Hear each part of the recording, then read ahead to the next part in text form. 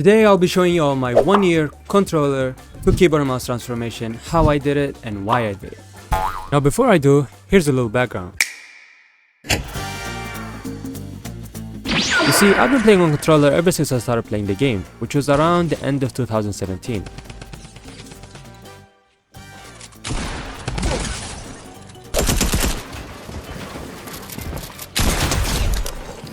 And it was only until 2024 is where I decided to switch to keyboard and mouse. Now initially I sucked, obviously.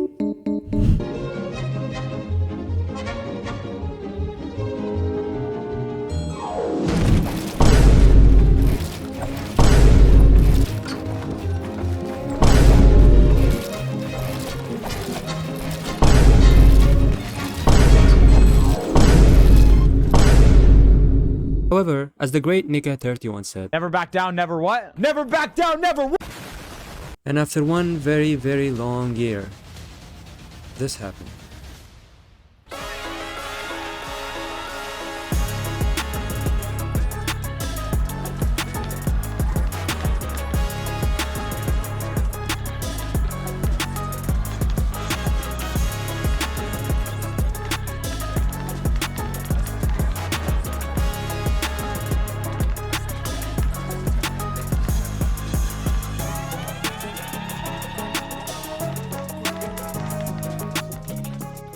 So why did I switch to keyboard and mouse?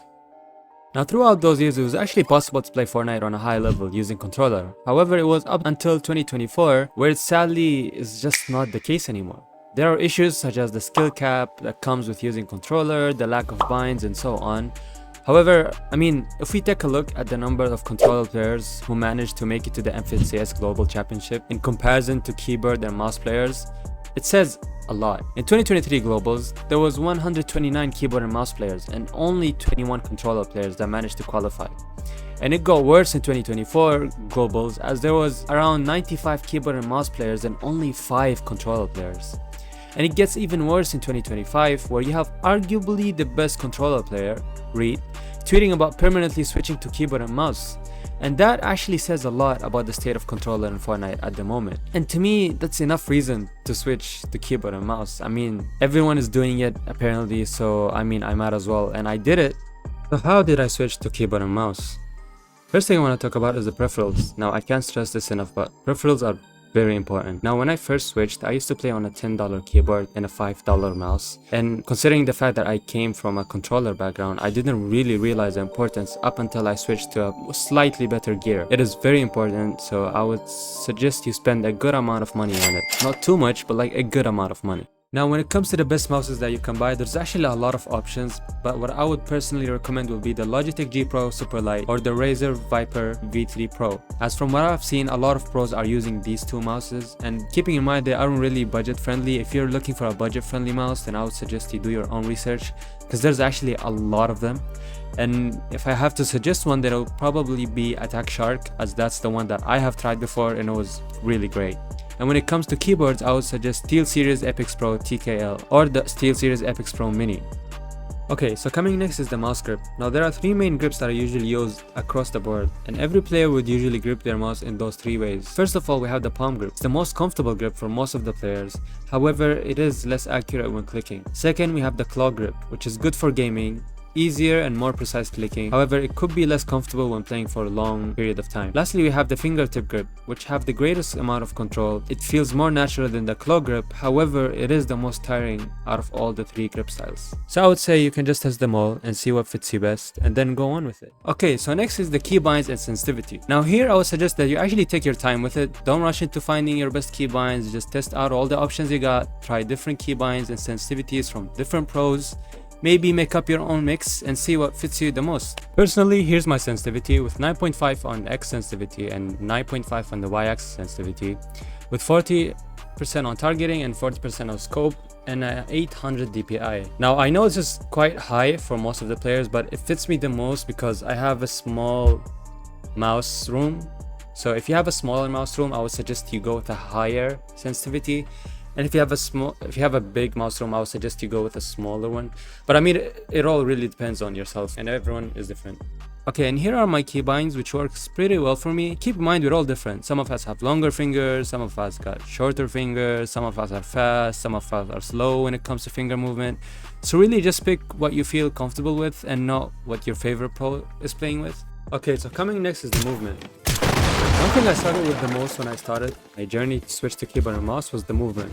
Now, this is not a thing that you usually hear from all the other people that show you how they transition, but I suffered with it a lot. And when I'm talking about movement, I mean the WSAD movement. So basically, one thing I struggle with the most is, let's say there's a wall right here, and I try to have the space between the wall and myself. I struggled with it. It's either I'll be like so close, or I'll find a hard time going back and hitting the wall, and it's just a full-on struggle. And if, let's say there's a pyramid right here, it would be even worse. It was so tough for me to get used to the movement. However, the good side is it gets easier. You should always keep this in mind. I mean, it's always gonna get easier. Your brain is gonna trick you to make it seem like it's impossible, but trust me, it does get easier. I did not master the movement, but I find it way better right now. I still struggle with it, even though I've been playing for 1 year. I still struggle with the movement, but not as much as I used to before. So let's say there's a box right here. Let's say there's someone inside. Whenever I used to be this close initially, I always struggled with it. It's something about having the space, going right, front, right, back, left was always a struggle. One thing I did to practice this was I'll build a... Whoa, chill, damn. I mean, I'll come here, I'll build the box, okay, I'll stand outside the box and go front, right, back, left, front, right, back, left, and then hit.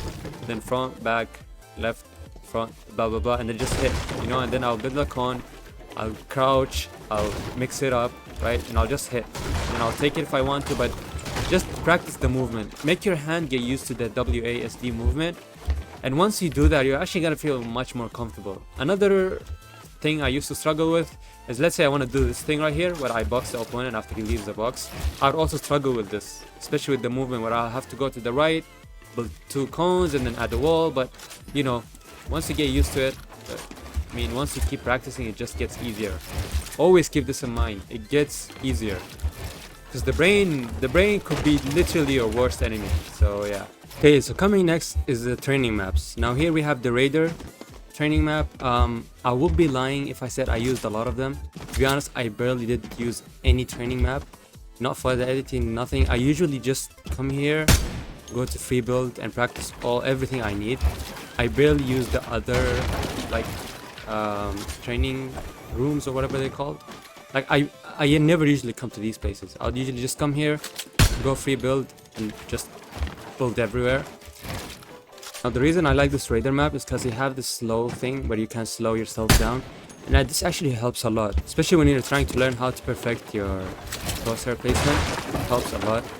So I'll usually just come here, build around slowly. Initially take it easy. Your first few days are gonna be tough. Don't expect it to be easy. I mean, if you expect it to be easy, then it's just gonna get harder. So expect a hard time. If you expect a hard time, it's gonna get easier, trust me.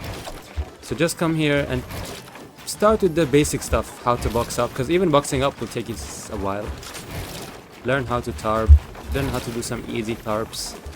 That's what I used to do, to be honest. I never used to go to these like smaller maps to practice editing or whatever. I'll just do this. I'll mix it up. I used to mix it up a lot. My ping is horrendous right now, but that's how I play usually. Okay, so coming next is reload and 1v1s. Now reload is crazy. I would say reload is literally the best way to improve in Fortnite right now.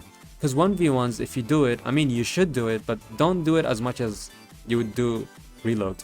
Because the thing with normal 1v1s is that it will teach you how to play, but more in creative situations, which is completely different than real in-game situations.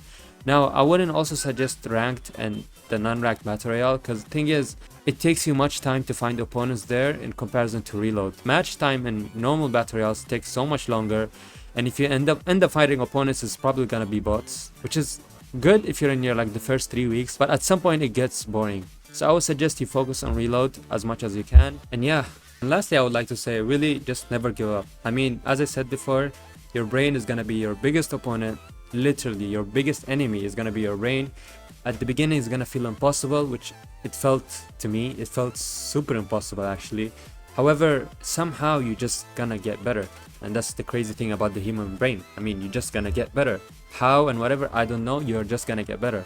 Keep that in your mind. And you're gonna see some people who would say don't switch to controller when you're switching to keyboard and mouse. I mean, you can play the solo cash cups on controller. However, in the normal days, just practice keyboard and mouse. And yeah, and there are times where you're gonna feel like giving up, which, trust me, everybody feels it. However, it is worth it. As someone who did end up switching, I can tell you it's 100% worth. Now when I switched back to controller, it's really hard to play on controller. I don't even know how I used to play on controller. Keyboard and mouse just feels way better. I will do a video where I go back to controller and we'll see how it goes. But yeah, thank you all so much for watching. I hope it helped. Bye.